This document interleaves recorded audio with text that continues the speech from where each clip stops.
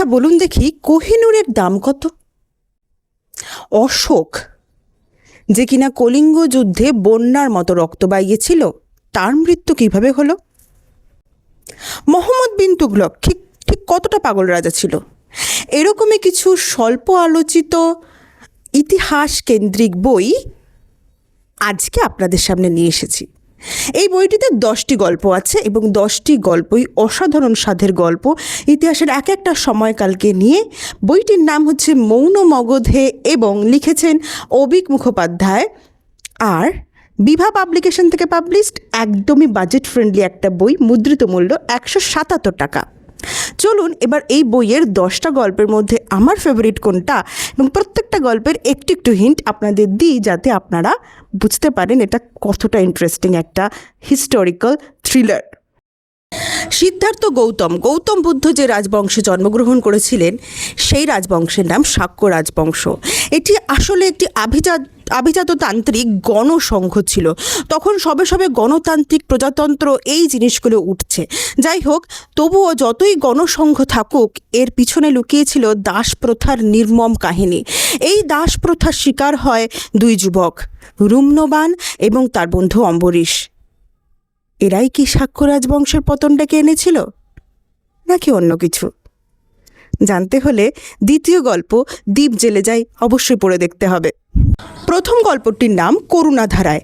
এটি মগধেশ বিম্বিসারকে নিয়ে রচিত। উনি সন্তান কামনায় 1 মাস ব্যাপী মহাশক্তির সপ্তমাতৃকা যজ্ঞ করছিলেন। যে যজ্ঞে প্রতিদিন 100টা করে মেষ শাবকের বলি হচ্ছিল এবং 1 মাস পর দুর্গা আহুতিতে 1000টা মেষ শাবকের বলি পর্যন্ত হবে।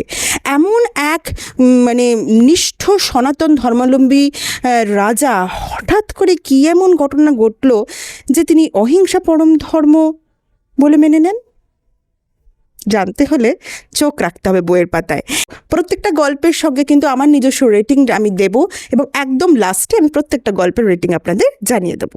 আমি এই গল্পটি পড়ে একটু গুগল সার্চ করেছিলাম। গুগল সার্চ করে দেখলাম যে সম্রাট অশোক সম্পর্কে সাধারণ মানুষ ঠিক কতটুকু জানে। গুগলে দেখালো সাধারণ মানুষ সম্রাট অশোক সম্পর্কে কলিঙ্গ যুদ্ধের কথা জানে এবং কলিঙ্গ যুদ্ধে যে ভয়াবহ বিভৎসতা তিনি ডেকে এনেছিলেন, তারপর তিনি ধর্ম বদলে নেন এবং শান্তির বাণী প্রচার করেন। কিন্তু এই শান্তির বাণী প্রচার করা মানুষটি একদিন সিংহাসনের লোভে নিজের 99টি ভাইকে মারা ছাড়াও আরও কতটা নির্মম নৃশংসতার পরিচয় রেখে গেছেন এবং কার অভিশাপে তার মৃত্যু, যার নাম নাকি অশোক, তার মৃত্যু হয়েছিল শোকে আকুল হয়ে। অসাধারণ একটি গল্প, আমার ওয়ান অফ দ্য ফেভারিট। এই বইয়ের ওয়ান অফ দ্য ফেভারিট গল্প মৌন মগধে। পরের গল্পটি গুপ্ত সাম্রাজ্যের সেই রাজাকে নিয়ে, যে রাজার কথা আপনি যদি গুপ্ত সাম্রাজ্যের ফ্যামিলি ট্রি সার্চ করেন, সেখানে তার কথা কোনো কোনো জায়গায় দেওয়া থাকে, আবার কোনো কোনো জায়গায় দেওয়া থাকে না। দেওয়া থাকলেও স্টার মার্ক দিয়ে নিচে দেওয়া থাকে, সন্দেহ আছে। সুতরাং ইতিহাসও যাকে লুকিয়ে রাখতে চায়, সেই রামগুপ্তকে নিয়ে লেখা এই চতুর্থ গল্পটি প্রহেলিকা। এই গল্পটিতে তন্ত্র, কাপালিক এবং আরও অনেক কিছু আছে। পরের গল্পটি পৃথ্বীরাজ চৌহানের পূর্বপুরুষের সঙ্গে জড়িত একটি কাহিনী। রাজস্থানের বুকে এমন এক মন্দির যা আজও হয়তো রয়েছে ধ্বংসপ্রাপ্ত অবস্থায়, যার ছত্রে ছত্রে রতিচিত্র। এ কি কোনো প্রেমের মন্দির, নাকি এর ইতিহাস কলঙ্কিত হয়ে রয়েছে কামনার তাড়নায়? গল্পটির নাম মেনান মন্দির।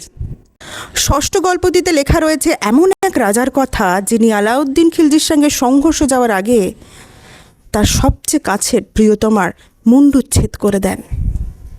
কার কথা লেখা আছে? জানতে হলে চোখ তো অবশ্যই দিতে হয় বইয়ের পাতায়। সাক্ষী ছিল শিরস্ত্রাণ। সপ্তম গল্প বেনজির অর্থাৎ যার কোনো নজির নেই। ইতিহাসের পাগলা রাজা মোহাম্মদ বিন তুগলককে লেখা এই গল্পটি। মোহাম্মদ বিন তুগলক তার বাবা এবং ভ্রাতা যুদ্ধ জয়ের পরে ফিরছে যখন তাদের জন্য যে নজরানাটা পেশ করেছিল, সে নজরানার কথা জানলে আপনাদেরও গায়ে কাটা দেবে। তার পাগলামির বিস্তার ঠিক কতটা ছিল, এটা তার প্রমাণ। ছত্রপতি শিবাজিকে নিয়ে যে অসাধারণ সব বলিউড মুভিগুলো হয়েছে, ঠিক এই বলিউড মুভির মতো লেগেছে এই গল্পটি আমার। ছত্রপতি শিবাজি আজ যে জায়গায় পৌঁছেছেন, অবশ্যই তার পিছনে রয়েছে তার নেপথ্য নায়কদের অসাধারণ কৃতিত্ব। তো সেরকমই এক নেপথ্য নয় বেশ কয়েকজন নেপথ্য নায়কের কৃতিত্ব নিয়ে লেখা অষ্টম গল্প শেষ প্রণাম। ভারতের দক্ষিণাত্যের উপকূল থেকে পাওয়া কোহিনূর আজ লন্ডনে ব্রিটিশ রানী এলিজাবেথের মুকুটে শোভিত। এই কোহিনূরের হাত বদলের যে নিদারুণ রোমাঞ্চকর এক ইতিহাস, তা লেখা আছে এই গল্পে। আচ্ছা বলুন তো, কোহিনূরকে কে কী দামে কিনেছিল?